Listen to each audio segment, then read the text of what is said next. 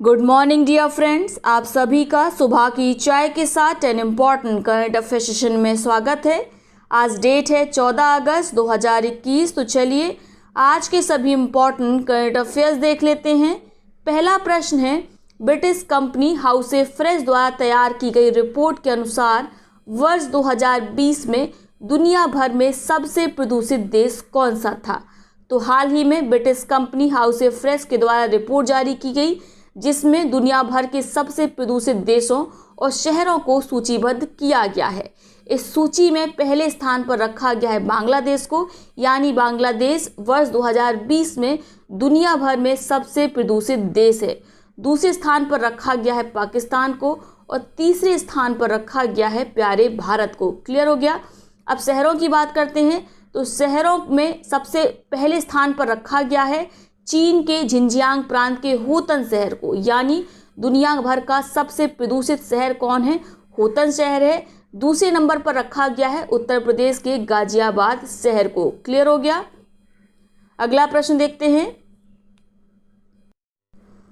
भारतीय अंतरिक्ष अनुसंधान संगठन इसरो द्वारा इंजन में खराबी के कारण किस उपग्रह का प्रक्षेपण नाकाम हो गया? तो आपने इसको न्यूज़पेपर में ऑलरेडी पढ़ा होगा। इसरो ने श्रीहरिकोटा स्थित सतीश धवन अंतरिक्ष केंद्र से EOS-03 उपग्रह को लॉन्च किया था और इंजन में खराबी के कारण ये जो लॉन्च था वह असफल हो गया। इंजन ने 2 चरणों तक सही से काम किया, लेकिन तीसरे चरण में क्रायोजेनिक इंजन में खराबी आ गई, जिसके बाद EOS-03 सैटेलाइट का जो लॉन्च था वह विफल हो गया। क्लियर हो गया। इस तरह के प्रश्न परीक्षा में पूछे जाते हैं, इसको याद रखेंगे। अब बात करते हैं FY-3E सैटेलाइट की। ये किस देश के द्वारा लॉन्च किया गया?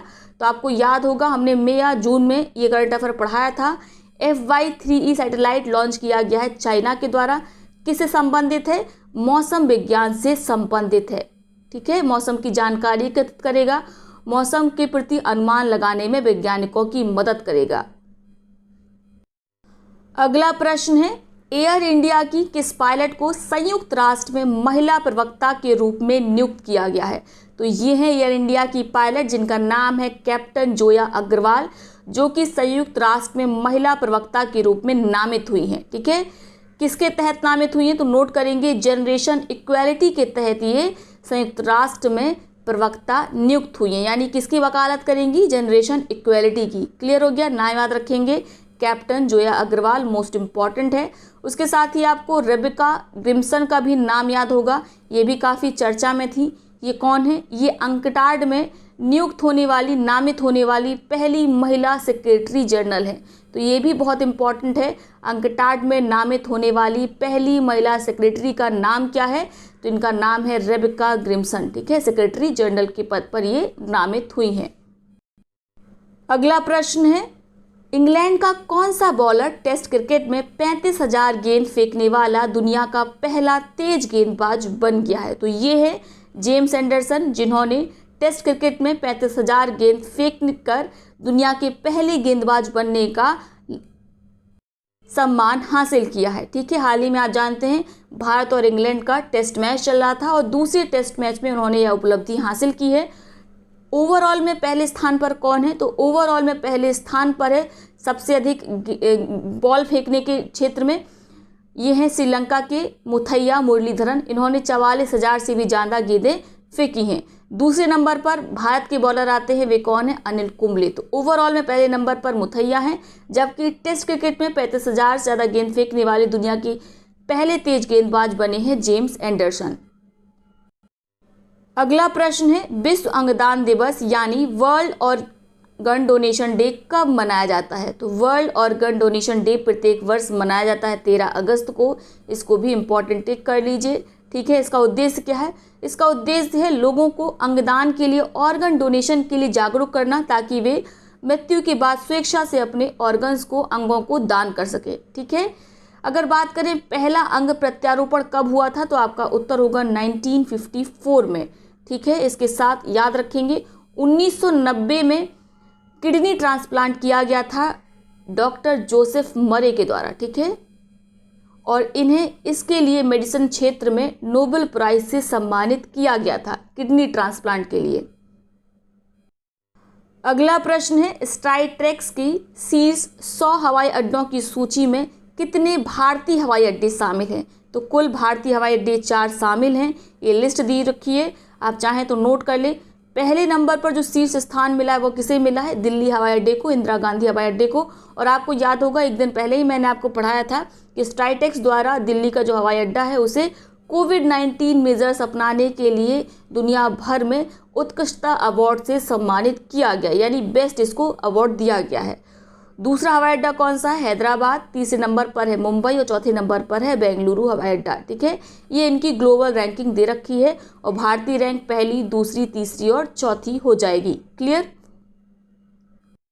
अगर बात करें शीर्ष 100 हवाई अड्डों की सूची में पहले स्थान पर किसे रखा गया है, तो ये है कतर देश का दोहा में स्थित हमद अंतर्राष्ट्रीय हवाई अड्डा। ठीक है, दूसरे नंबर पर जापान के टोक्यो में स्थित हनेदा अंतर्राष्ट्रीय हवाई अड्डे को रखा गया है।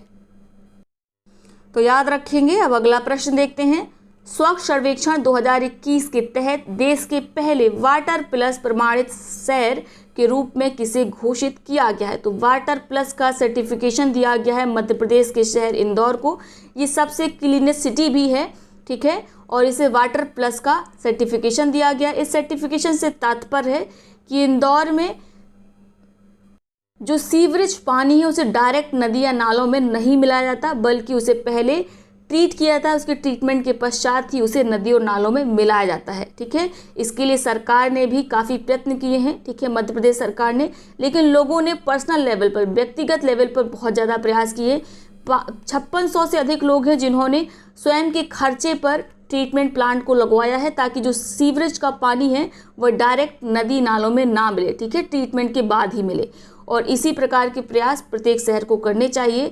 तो याद रखेंगे, वाटर प्लस सर्टिफिकेशन पाने वाला भारत का पहला शहर है इंदौर।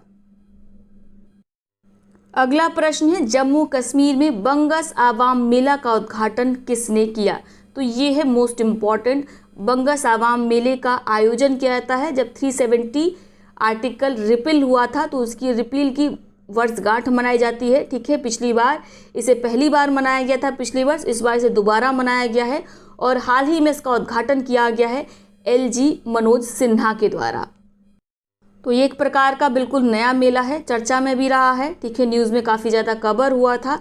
तो याद रखेंगे, बंगस आवाम मेला, इसको कहाँ पर आयोजित किया जाता है? आपका उत्तर होगा जम्मू कश्मीर में। ठीक है, 2021 के इसके आयोजन का उद्घाटन किसके द्वारा किया गया था? तो लेफ्टिनेंट गवर्नर मनोज सिन्हा के द्वारा। क्लियर?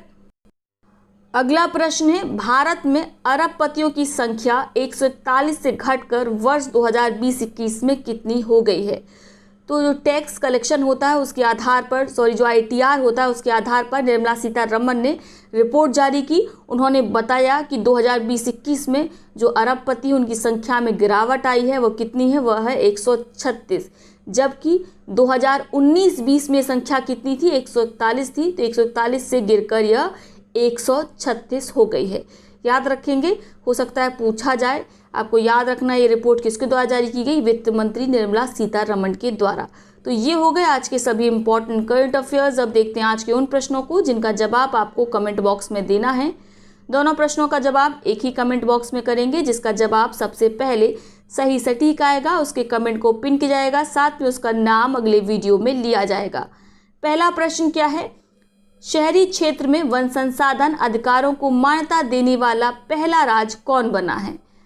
आपके विकल्प हैं छत्तीसगढ़, केरल, मध्य प्रदेश, राजस्थान। इसके साथ ही आप बताएंगे वन संसाधन अधिकार पत्र किसने बांटे हैं। ठीक है, दूसरा प्रश्न है 28वीं आसियान क्षेत्रीय मंच मंत्रिस्तरीय बैठक किसकी अध्यक्षता में हुई है? आपके विकल्प हैं ब्रुनेई, भारत, म्यांमार या बांग्लादेश। क्लियर हो गया? तो इन दोनों प्रश्नों का उत्तर आप कमेंट बॉक्स में करेंगे। अब देखते हैं उन पिछले प्रश्नों को जिनका सबसे पहले सही सटीक जवाब दिया गया रचना जी के द्वारा। रचना जी की कमेंट को ऑलरेडी पिन किया जा चुका है। पहला प्रश्न क्या था? पहला प्रश्न था हाल ही में जारी वैश्विक युवा विकास सूचकांक ग्लोबल यूथ डेवलपमेंट इंडेक्स 2020 में किस देश को शीर्ष स्थान पर रखा गया है? तो ये है सिंगापुर, जिसे शीर्ष स्थान पर रखा गया है। अंतिम स्थान पर इसमें चाड को रखा गया है। भारत को 122वें स्थान पर रखा गया है। ठीक है, दूसरा प्रश्न क्या था? दूसरा प्रश्न मोस्ट इंपॉर्टेंट था, द अर्थ स्पिनर नामक पुस्तक किसने लिखी है? तो इसकी राइटर हैं अनुराधा रॉय, जिन्होंने लिखी है द अर्थ स्पिनर। तो इसको जरूर रखेंगे, ये किताब पूछी जा सकती है, मोस्ट इंपॉर्टेंट है। तो ये है आज का सेशन। आई होप वीडियो आपको पसंद आया होगा। वीडियो को लाइक करें, साथ ही अपने मित्रों से, पार्टियों के साथ इसे शेयर अवश्य करें। तो चलिए कल मिलेंगे नए सेशन में, तब तक के लिए बहुत बहुत धन्यवाद।